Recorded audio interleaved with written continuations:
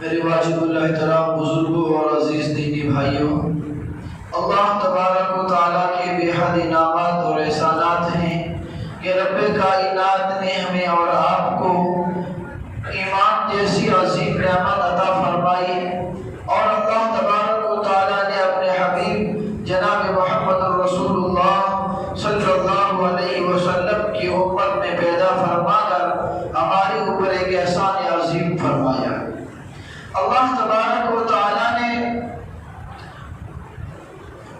نبی کریم صلی اللہ علیہ وسلم کی امت میں پیدا فرمانے کے بعد اور سرور کائنات جناب نبی کریم صلی اللہ علیہ وسلم کی وساطت سے اور آپ کے توسط سے اور آپ کی برکت ذات سے جو اللہ تبارک و تعالیٰ نے اس امت پر احسانات فرمائے ہیں، ان کا ہم اور آپ شمار نہیں کر سکتے، شمار تو کیا گمان بھی نہیں کر سکتے۔ اللہ تبارک و تعالیٰ نے اس امت پر اتنے احسانات فرمائے ہیں، اتنے انعامات اور اتنے اکرامات سے نوازا ہے اللہ تبارک و تعالیٰ نے اس امت کو۔ وجہ اس کی یہی ہے کہ یہ امت ہے اپنے محبوب جناب محمد رسول اللہ صلی اللہ علیہ وسلم کی۔ اللہ نے آپ کی برکت سے ہمیں خیر امت بھی بنایا، اللہ نے آپ علیہ السلام کی برکت سے ہمیں ساری امتوں میں افضل بنایا۔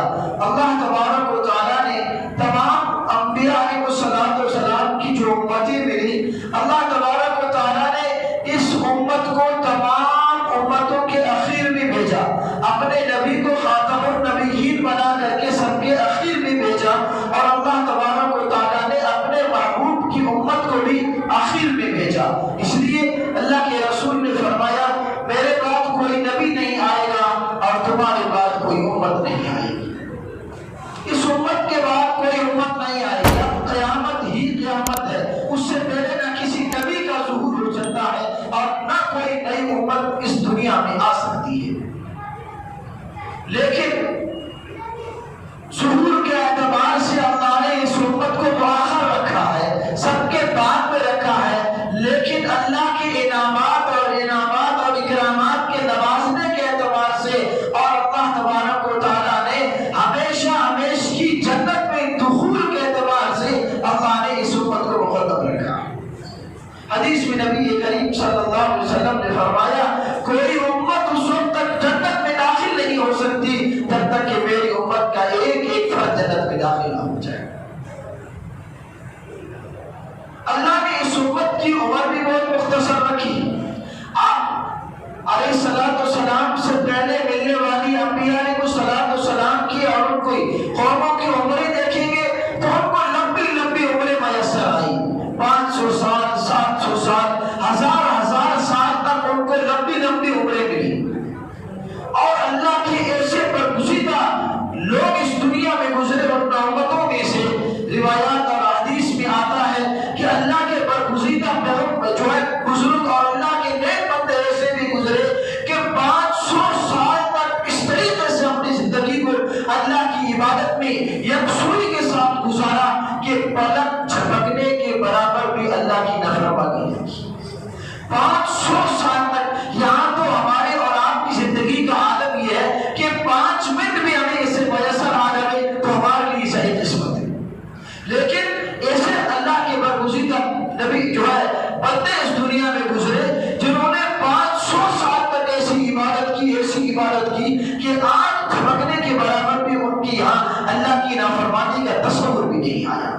اور پھر ایک امت ہم اور آپ ہیں کہ دن بدن جو ہے گناہوں میں گرفتار، سب دفعہ گناہ ہی گناہ، ہم اٹھتے ہیں تو ہماری زندگی میں گناہ، بیٹھتے ہیں تو ہم گناہ کرتے ہیں، ہماری نگاہیں اٹھتی ہے تو گناہوں کی طرف اٹھتی ہے، غرض ہے کہ ہماری زندگی کا ہر لمحہ، ہر آنے والا وقت ہماری زندگی میں گناہوں کو لے کر کے آتا ہے۔ لیکن چونکہ اس امت کو نسبت ہے جناب نبی کریم صلی اللہ علیہ وسلم سے، اس لیے اللہ نے اس امت کو اتنا نوازا کہ اللہ تبارک و تعالیٰ نے اس امت کو مختلف مواقع عطا فرمائی، کبھی دن کی شکل میں، کبھی رات کی شکل میں، کبھی جو ہے مہینے کی شکل میں۔ اللہ تبارک و تعالیٰ نے گویا کہ اس امت کو گولڈن چانس دی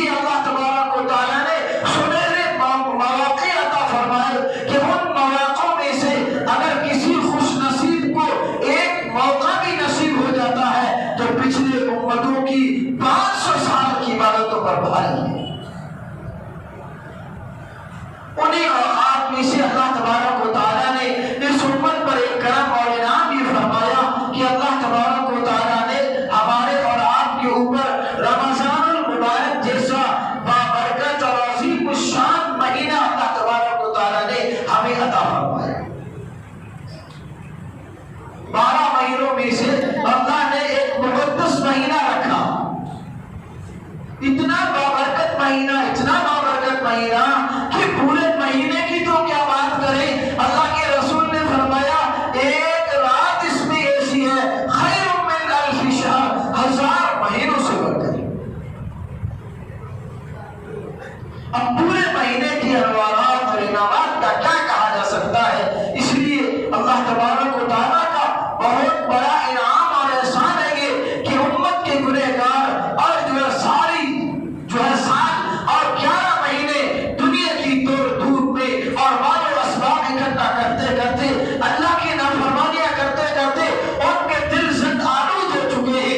اللہ تبارک و تعالیٰ نے کرم یہ فرمایا، اللہ نے ایک مقدس مہینہ اور بابرکت اور عظیم الشان مہینہ عطا فرمایا کہ 11 مہینہ غفلتوں میں گزرنے کے بعد اگر ایک مہینہ تم میرے در پہ آ جاؤ گے اور ایک مہینے کی عبادات کو کما حق کر لو گے، اللہ فرماتے ہیں میں تمہارے سارے سال کو اور 11 مہینوں کو ثواب دوں گا۔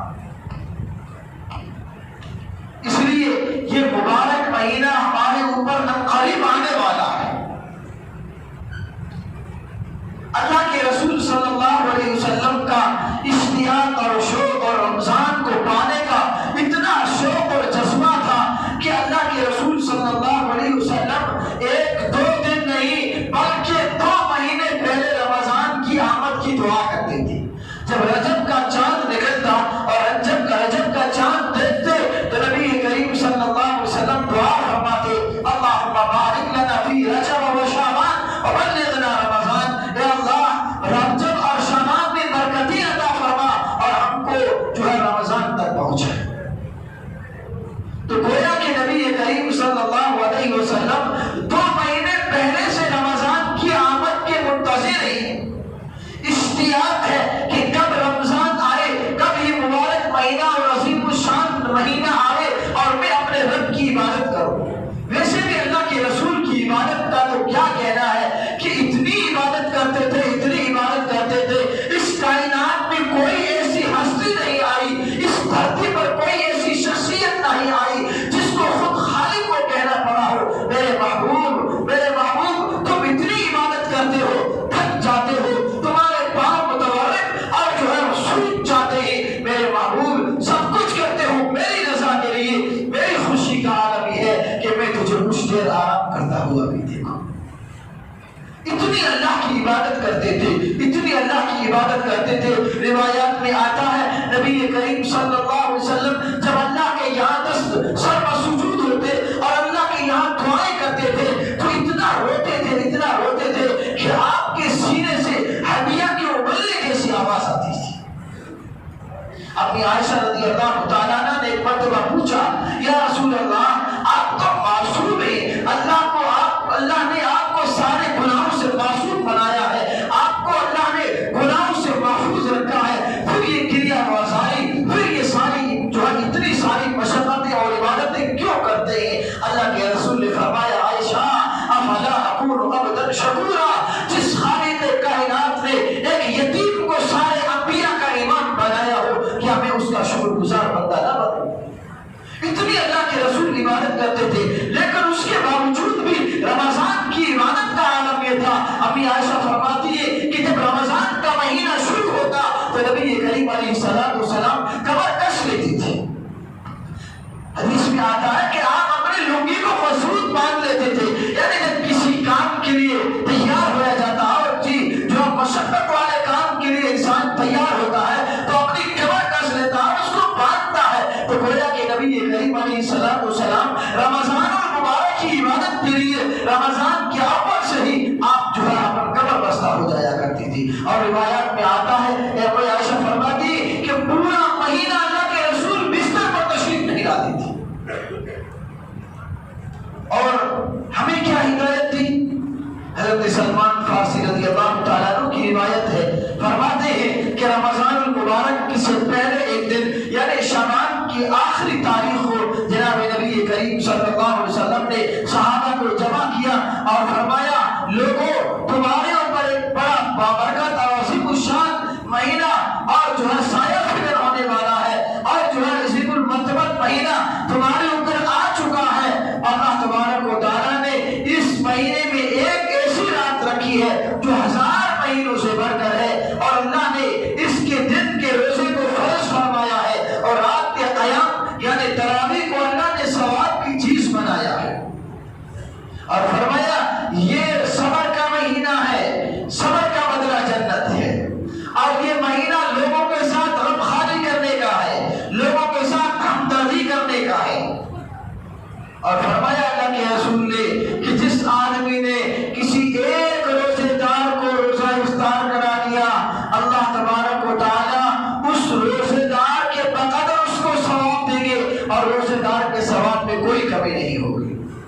صحابہ نے عرض کیا یا رسول اللہ ہم تو غریب ہیں، ہم کہاں طاقت رکھتے ہیں کہ مسافر کو یا کسی جو روزے دار کو روزہ افطار کرائیں، اتنا کھانا ہم کہاں سے لائیں گے؟ کیونکہ صحابہ تو حالات سے متاثر تھے۔ اللہ کے رسول نے فرمایا یہ کوئی ضروری نہیں ہے کہ تم روزے دار کو پیٹ بھر کے کھلا دو، نہیں فرمایا کہ اللہ تعالیٰ یہ ثواب ایک کھجور کی گٹلی پر بھی عطا فرمائیں گے، ایک پانی کی گھونٹ پلا دی یا ایک لسی کی گھونٹ پلا کر کے تم نے کسی روزے دار کے کلیجے کو ٹھنڈا کر دیا اور اس کا روزہ افطار کرا دیا، اللہ تعالیٰ اس پر بھی تمہیں وہی اجر و ثواب عطا فرمائیں گے۔ اور فرمایا کہ جو آدمی اس مہینے میں ہلکا کر دے اپنے غلام اور خادم کے کام کو اور اس کی پیٹھ کے بوجھ کو اللہ تعالیٰ اس کی پیٹھ سے گناہوں کے بوجھ کو ہلکا کر دے گی۔ یہ نبی کریم صلی اللہ علیہ وسلم کی نصیحت۔ اور فرمایا اللہ کے رسول نے کہ جو آدمی اس مہینے میں یہ مہینہ لوگوں کے ساتھ غمخواری کرنے کا ہے اور یہ مہینہ لوگوں کے ساتھ ہمدردی کرنے کا ہے، اس لیے رمضان سے پہلے اللہ تبارک و تعالیٰ نے شب بارات کو رکھا تاکہ اس مبارک مہینے کے آنے سے پہلے تم اپنے معاملات کو اور اپنے گناہوں سے بالکل پاک صاف ہو جاؤ تاکہ آنے والے مبارک مہینے کی انوار و برکات سے بھرپور حصہ حاصل کر سکو۔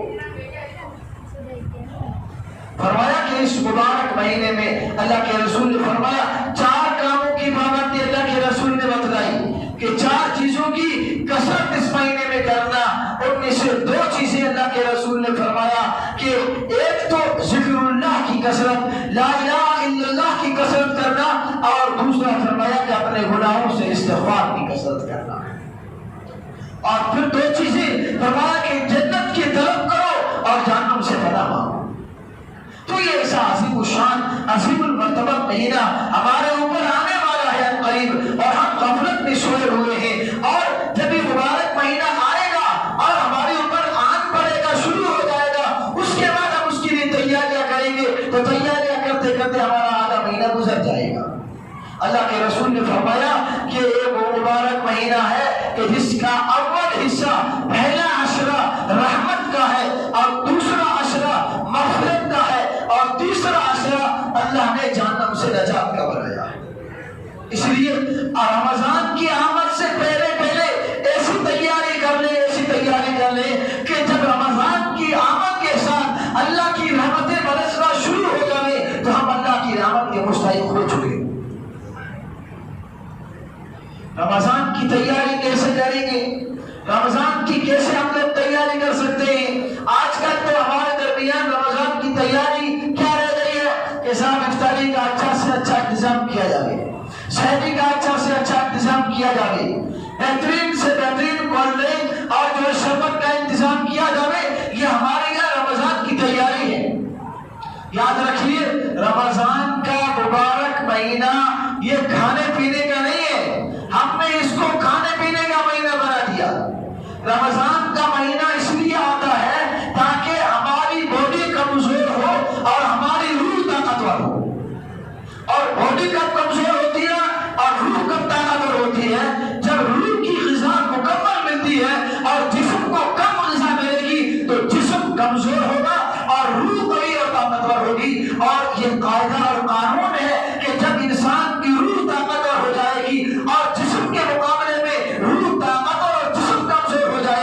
تو وہ جسم اس روح کو گناہ پر نہیں ابال سکتا. اس لیے یہ تو ہماری باڈی کو کلوز کرنے کے لیے آیا تھا، لیکن اس رمضان میں ہماری باڈی بڑھتی ہے اور روح کمزور ہوتی ہے. الٹا شیشے میں ہمارا نہیں. اللہ نے نعمتیں دی ہے تو کھائی، اس کا انکار نہیں ہے، لیکن رمضان گزارنے کا جو ہمارا طریقہ ہے ذرا اس کو چینج کرنا پڑے گا ہمیں. کچھ نہ، یہ مبارک مہینہ ہے اور علماء فرماتے ہیں کہ یہ مبارک مہینہ ہے کہ جو خوش نصیب آدمی اس مبارک مہینے کو اچھی طریقے سے گزارے گا، کما حقہ، اس کے آداب اور جو ہے اس کے احکامات کی رعایت کرتے ہوئے اللہ تبارک و تعالی اس مبارک مہینے کی برکت سے اللہ اس کے 11 مہینے سے ہی گزارے گا.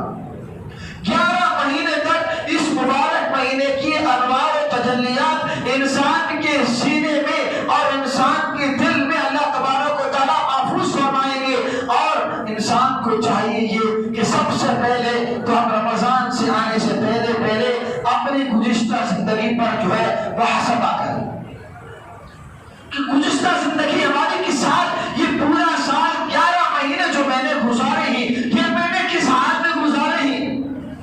ایا اس 11 مہینوں میں اللہ کی فرما برداری، میرے احکام، اللہ کے احکام کی تابع داری زیادہ رہی یا اللہ کے احکام کی نافرمانی زیادہ رہی؟ ہماری نیکیاں زیادہ رہی یا گناہ زیادہ رہی؟ انسان اپنے نفس کا محاسبہ کرے، تنہائی میں بیٹھے سوچے، غور و فکر کرے کہ سال میرا کس حال میں گزرا ہے. اور پھر ہمیں یہ محسوس ہو، اور یقیناً ہمیں یہی محسوس ہوگا کہ ہمارے 11 مہینے غفلت کے مہینے گزرے. تو اس کے لیے وضو کرے اور اللہ کے یہاں 2 رکعت صلاۃ التوبہ پڑھے اور پچھلے گناہوں سے معافی مانگے، توبہ طائب ہو کر کے، اور آئندہ کے لیے مستعدی اور مستحکم اور ایک پختہ ارادہ کرے کہ الہ العالمین جو کچھ ہو گیا، اب آئندہ کے لیے میں پکا ارادہ کرتا ہوں کہ تیری نافرمانی نہیں کروں گا، تیرے احکامات سے منہ نہیں موڑوں گا. اور پھر رمضان المبارک کی آمد سے پہلے نماز 5 وقت کی باجماعت کی پابندی کا تہیہ کرے اور اس پر عمل کرے اور قرآن کریم کی تلاوت کو شروع کرے. اس لیے کہ قرآن کریم کو بھی اس مبارک ماہ سے خاص طور سے شرف ہے، اس لیے کہ قرآن اسی ماہ میں نازل کیا گیا ہے. ایک تو انسان اپنی زندگی کا محاسبہ کرے سال بھر کا، اور اس کے بعد پختہ ارادہ اور بلند ہمتی. انسان جو کام کرتا ہے اس میں کامیابی کے لیے سب سے جو معیاری چیز ہوتی ہے وہ انسان کا حوصلہ ہوتا ہے، اس کی ہمت ہوتی ہے. جب انسان کسی بات پر کمر کس لیتا ہے تو اللہ تعالیٰ آدھے سے زیادہ مشکلات کو وہی ڈھیر کر دیتے ہیں. اس لیے رمضان آنے سے پہلے اپنے دل میں پختہ تہیہ اور ارادہ کریں کہ انشاءاللہ یہ آنے والا رمضان کی ایک گھڑی بھی میں غفلت سے نہیں گزاروں گا. یہ پختہ ارادہ ہو ہمارے اندر. اور تیسری چیز یہ ہے کہ ہم اپنی زندگی میں کم از کم اس مبارک مہینے میں اپنی 24 گھنٹے کی زندگی کا نظام الاوقات بنائیں، اپنی 24 گھنٹے کی زندگی کا شیڈول بنائیں کہ 24 گھنٹے میں مجھے کیا کرنا ہے. اپنا نظام الاوقات متعین کریں گے. نظام الاوقات جب ہم متعین کریں گے اپنے 24 گھنٹے کی زندگی کا جو ہم شیڈول بنائیں گے، اس کا سب سے بڑا فائدہ یہ ہوگا کہ ہمیں کم وقت میں زیادہ عبادت کا موقع ملے گا. ایک شیڈول بنائیے اپنی زندگی کا کہ اتنے کام میں اور اتنے ٹائم میں یہ کام کرنا ہے، اتنے میں یہ کرنا ہے. اور چوتھی چیز جو ہے، بہت سارے ہماری زندگی میں ایسے کام ہوتے ہیں جو 12 مہینے 11 مہینے ہم کرتے ہیں، لیکن اگر وہ 1 مہینے ہم کام نہیں کریں گے تو ہماری زندگی میں دینی یا دنیاوی اعتبار سے کوئی فرق نہیں پڑے گا. بہت سارے کام ایسے ہیں، مثلا ہم موبائل میں اپنا وقت دیتے ہیں، ٹی وی دیکھتے ہیں، اسی طریقے سے اخبار پڑھتے ہیں، دوستوں احباب کی اور یاروں کی محفلوں میں وقت دیتے ہیں. اگر یہ کہا جائے کہ اس وقت میں ہمارا نوجوان جو ان چیزوں میں وقت ضائع کر رہا ہے، یہ سب سے زیادہ ہمارا وقت ضائع ہو رہا ہے. اتنا اپنے